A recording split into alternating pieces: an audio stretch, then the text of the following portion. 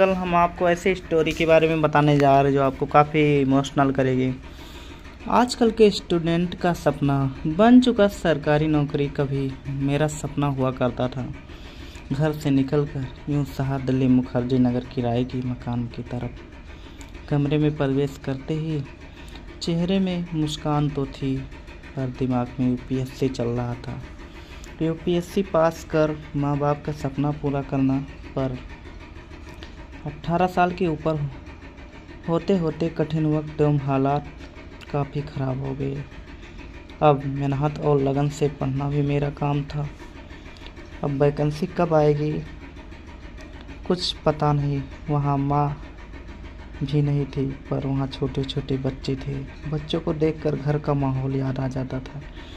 मेरा किताबों का इश्क यूपीएससी की तरह भूत सवार था, पर हम ठहरे कंपटीशन के स्टूडेंट। किताबों की वजह से नींद तो आती थी, लेकिन वो किताबों के साथ चलना सुकून नहीं मिल पाता था।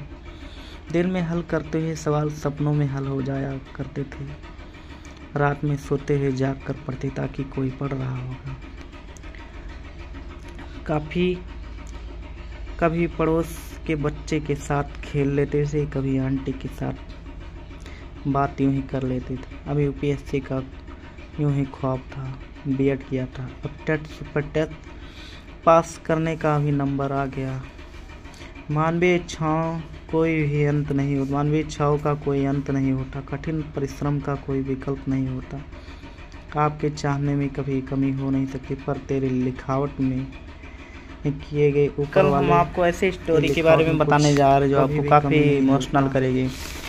आजकल के स्टूडेंट का सपना बन चुका सरकारी नौकरी। कभी मेरा सपना हुआ करता था घर से निकलकर यूं शहर दिल्ली मुखर्जी नगर किराए की मकान की तरफ।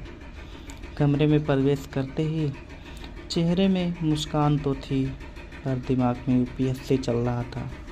यूपीएससी पास कर माँ बाप का सपना पूरा करना, पर 18 साल के ऊपर होते होते कठिन वक्त एवं हालात काफ़ी ख़राब हो गए।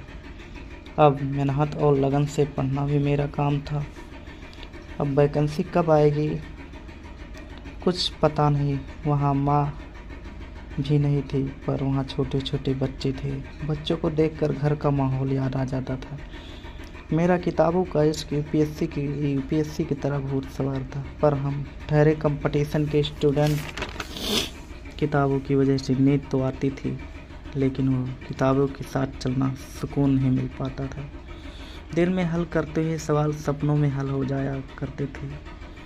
रात में सोते हुए जाग कर पढ़ते ताकि कोई पढ़ रहा होगा।